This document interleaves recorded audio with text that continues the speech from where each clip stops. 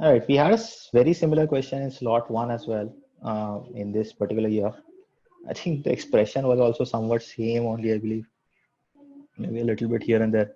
Um, so we have this maximum function. So whenever you have this maximum function, it implies that whatever be the value of these two at a particular value of x, the maximum will be picked up, right? So let us quickly draw the graph of this. Drawing the graph will always help. By the way, this 52 minus 2x square is a quadratic having a downward facing u because this has a maximum, right? The leading coefficient is negative here. You should be aware of these basics.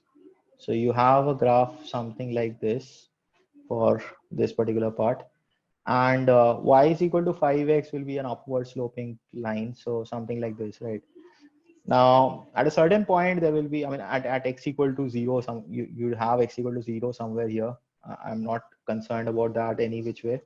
Or should I be? I don't think so. Because this particular thing, I mean, this 52 minus 2x square, if you think about the roots of this, one will be positive, one will be negative. So that much is fine, right? I'm not concerned about this, as I said, because we are looking for positive real numbers only. So we are just looking for this intersection point. Because if you are aware of this type of function, you would be aware that the maximum function will take always a higher part, right? As I already explained while drawing this, but let me just highlight this as well. So for whatever value of x you pick up, the maximum value of y will be picked up. So whichever is the part that is higher will be always picked up. So whenever we have this kind of thing, try to do a couple of things here that might be important. So for example, at x equal to 0 or y equal to 0. So this is very interesting because we have y is equal to 5x, the first part that is. So the first part of the graph or the the linear part, that is y is equal to 5x, this part, sorry, just one second. Yeah. So this y is equal to 5x, the first part of this graph. This will have the, passing through the origin, right? If you put x equal to 0, we get y equal to 0. So this would be directly coinciding here, something like this, right? And also this 52 minus 2x square has its maximum rather at x equal to 0. So I think I've not drawn the graph properly. Let me do this. Yeah. Yeah. Because if you remember that idea, whenever this part is minimum, this whole thing will be maximum, right? Now this thing cannot be negative. For example, you cannot have x square negative, right? Because x is a real number. Whether positive or negative doesn't matter, but x is a real number. So this x square part can never be negative. So implying that this thing will be always 0 or less than or more than 0, implying the whole thing will be maximum at x equal to 0. So this tip point will be the maximum. And also because this is the maximum, the rest of it on this side will be lower than it.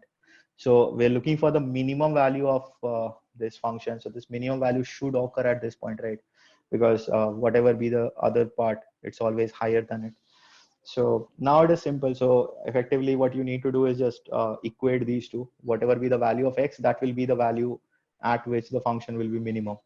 So just equate the two. You will get something like, just let me show you the steps any which way. So you have something like this, which is giving us x square minus 5x minus 52 is equal to 0. So you have this and just need to find the roots here. So you have 13 into 4. Okay. Okay, 2x square, my bad. That is why I was getting confused here.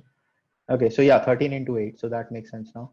So basically the roots are 13 by 2, 8 by 2, and because the sum of the root is positive, so this should be negative and this should be positive, or the other way around.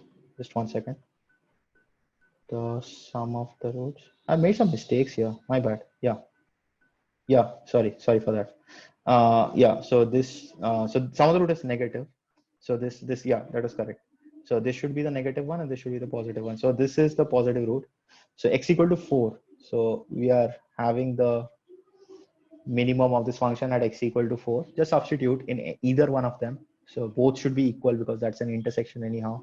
So at x equal to 4, we are getting 20 and 20. So that should be the answer here. So pretty straightforward, just that if you know this idea, maybe you don't have to draw. But I always tend to understand this once. If there are lines, I mean, couple of lines here, I mean, this part is linear, this part is linear, then I would not draw. But if you have one quadratic and one linear, it's better that you draw and evaluate. That would always make sense. And because it says x is positive real number, so we don't have to check this side. So effectively, we are looking for this part only. So the minimum occurs at this. So this now becomes easy to interpret whether we are correct or not. Typically, it will happen at the intersection point, but then you should be safe, because if this constraint had not been there, then I hope you can see that on this side it keeps on reducing. So the minimum value will be minus infinity. That doesn't make sense in this context. So yeah, so just solve it and then you figure out the answer. So roughly 1.5 minutes, I would say, for this question. If you are not aware of this idea, you're anyhow not going to solve this. So this should be the ideal time if you know the idea here.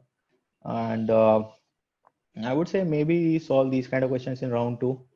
Sometimes it might be a little calculative. So better to leave this in the first round of scan and then come back to it. So that's it for this question. Hopefully that was understood. Thank you.